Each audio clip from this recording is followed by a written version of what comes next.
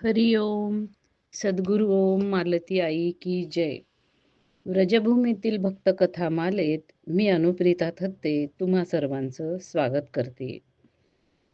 या कथामालेतली 65वी कथा आपण ऐकतोय श्रीमती श्री आनंदीबाईजी यांची. त्याच्यातला आज आपण दुसरा भाग ऐकूया. या आनंद वल्लभजींच्या सेवेमध्ये आनंदीबाईंना एक रसिक संप्रदायाचे संत श्री किशोरीदास बाबा हे नेहमी मदत करत असत. हे किशोरीदास बाबा जेव्हा अगदी तरुण होते तेव्हा त्यांच्या संपर्कामध्ये आले आणि तेव्हापासून आनंदीबाईंच्या बद्दल त्यांच्या मनामध्ये प्रेम आणि श्रद्धा निर्माण झाली. ते मग तिथंच राहिले. आनंदीबाई सुद्धा आनंद वल्लभजीला म्हणजे श्रीकृष्णाला आपला पहिला मुलगा मानत आणि आपला दुसरा मुलगा म्हणजे श्री किशोरीदास बाबा असं त्या म्हणत असत. हे श्री किशोरीदास बाबा स्वयंपाक खूप छान करत असत आणि फूलसेवाही अत्यंत कौशल्याने करत असत. आनंद वल्लभजींचा नैवेद्याचा स्वयंपाक आणि त्यांची फूल शृंगाराची सेवा हे काम बहुधा यांच्याकडेच असे. एक दिवस आपलं सगळं आवरून ते त्या सेवेसाठी मंदिरापाशी आले. बघितलं तर आनंदीबाई मंदिराच्या बाहेर बसून रडते आहे. म्हणून त्यांनी विचारलं, आई काय झालं, असं रडतेस का? तेव्हा आनंदीबाई म्हणाल्या, अरे काय करू बाबा, आज राधाराणी फारच हट्टाला पेटलेली आहे. काल मी तिला नवी साडी हवी म्हणून बन्नू मुंशीच्या दुकानावरती गेले. तिथे एक साडी चांगली होती पण ती फारच भारी होती, खूपच किंमत होती तिची. म्हणून ती न घेता मी दुसरी घेऊन आले. ती दुसरी साडी आज तिला नेसवतीये तर ती नेसतच नाहीये. जितक्या वेळा मी नेसवायचा प्रयत्न करते तितक्या वेळेला ती काढून टाकून देतीये आणि पुन्हा मला म्हणतीये की मी साडी नेसीन तर तीच नेसीन जी तू दुकानात सोडून आली आहेस, मला आणली नाहीस. यावर श्री किशोरीदास बाबा म्हणाले, हा तिच्या एवढंच होय, मग त्यात इतकं अगदी दुःखाने रडायचं काय आहे? आत्ता मी जातो आणि तीच साडी घेऊन येतो. किशोरीदास बाबा गेले आणि बन्नू मुंशीच्या दुकानातून तीच साडी घेऊन आले. पैसे हर गुलाल शेठजींच्या नावावरती लिहायला ते सांगून आले. आईने राधाराणीला साडी नेसवली आणि राधाराणीने खुशीने अगदी पटकन आणि खूप सुंदर पद्धतीने ती साडी परिधान केली. मग काय, आई आणि तिचं दर्शन घ्यायला आलेले सगळे खूपच प्रसन्न झाले. हे श्रेठ हे सेठ हरगुलालजी हे अतिशय धनाढ्य आणि खूपच भक्तिमती होते. ते वृंदावनातल्या खूपशा साधू संतांची सेवा करत असत. त्याचप्रमाणे ते आनंदीबाईंची पण खूप सेवा करत असत. वृंदावनातल्या सगळ्या दुकानदारांना त्यांनी सांगून ठेवलं होतं की आनंदीबाईला जे काय हवं असेल ते जर त्यांच्याकडे पैसे नसतील तर माझ्या नावावरती लिहून ठेवून लगेच देत जावा. त्यामुळे आनंदीबाईंना आनंदवल्लभसाठी कुठल्याही गोष्टीची जर जरूरत पडली तर त्या बिनधास्त दुकानात जात आणि त्यांच्याकडे पैसे नसले तर उधार घेऊन येत आणि दुकानदार हे त्या सेठच्या नावाने ते सगळं लिहून ठेवत आणि मग आनंदीबाई आपल्याकडं जसे जसे पैसे येतील तसं तसं सगळ्यांचं कर्ज भागवत असत. आनंदीबाई नेहमी कर्जातच बुडलेल्या असत कारण त्यांच्या खर्चाला काही सीमाच नव्हती. श्री राधा आणि आनंद वल्लभ यांचे नखरे तर निभवायचेच होते. शिवाय संत सेवा ही त्या अत्यंत प्रेमाने आणि त्या म्हणजे निगुतीने करत असत. त्यांच्याकडे रोज 10-15 संत तरी जेवायला असतच. त्यांचा दरवाजा संतांसाठी सर्व प्रकारच्या सेवेसाठी सदैव खुलाच असे. जो ज्यावेळी येई त्यावेळेला त्याच्या जेवण्याची राहण्याची व्यवस्था केली जात असे. त्यांच्या मंदिराच्या जवळ आपण ऐकलं की राधा वल्लभजीचं एक प्राचीन मंदिर होतं. त्याच्यामध्ये एक मोठा हॉल होता आणि त्या हॉलमध्ये बहुधा जे यात्रेकरू साधू संत असत, ते रात्रीचा विश्रांती घेण्यासाठी, झोपायसाठी येत असत.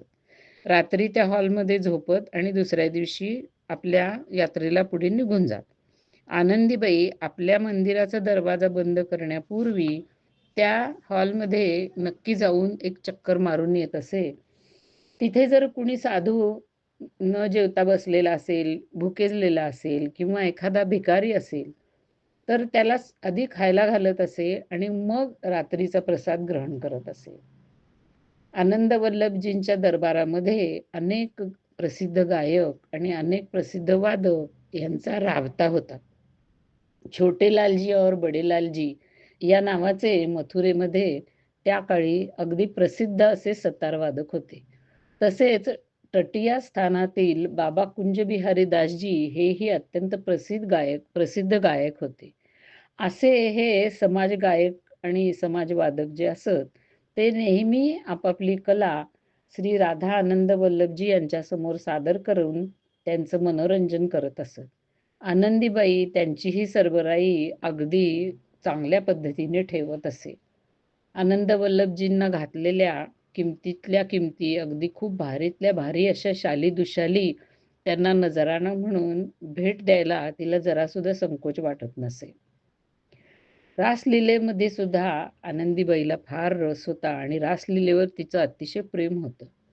रासलीला करण्यासाठी आपल्या मंदिराच्या वरती त्यांनी एक मोठा हॉल मुद्दाम बांधून घेतलेला होता. नुसता हॉलच बांधला होता असं नाही, तर रासलीलेमध्ये काम करणारे जे नट असतात, त्यांच्यासाठी अगदी सुंदर सुंदर असे भारी पोशाख, मोर मुकुट, साधे मुकुट अशी अन्य सगळी रूपसज्जेची सामग्री तिथं ठेवलेली असे. आणि बाकी सरबराई, बिदागी हे तर छानच असे.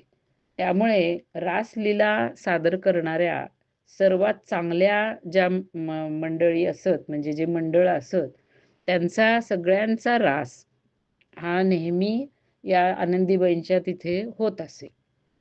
हे सगळं काम अर्थातच कर्जावरती चालत असे. आणि वृंदावनातले सगळे लोक तिला सगळ्या प्रकारची मदत आणि कर्ज देत असत. आनंद वल्लभजी काही ना काही प्रकाराने भक्तांना प्रेरणा देत आणि आनंदीबाईवर चढलेलं कर्ज फेडलं जाण्याची व्यवस्था करत असत. तरी सुद्धा कर्ज फेडण्यासाठी डोनेशन, देणग्या गोळा करण्यासाठी आनंदीबाईंना अमृतसर किंवा लाहोर येथे श्रीमंत भक्तांकडे जावं लागत असे. पण आनंद वल्लभजींना आनंदीबाईने असं आपल्याला सोडून जाणं अजिबात आवडत नसे. त्या गेल्या की त्या जर 15 दिवसासाठी गेल्या असतील, तर त्या 8 दिवसातच परत येत. कारण काहीतरी बहाणा करून हे आनंद वल्लभजी जाऊन त्यांना तक्रार करत आणि त्यांना लवकर परत यायला भाग पाडत असत. एकदा असं झालं की त्या हरिद्वारला गेलेल्या होत्या.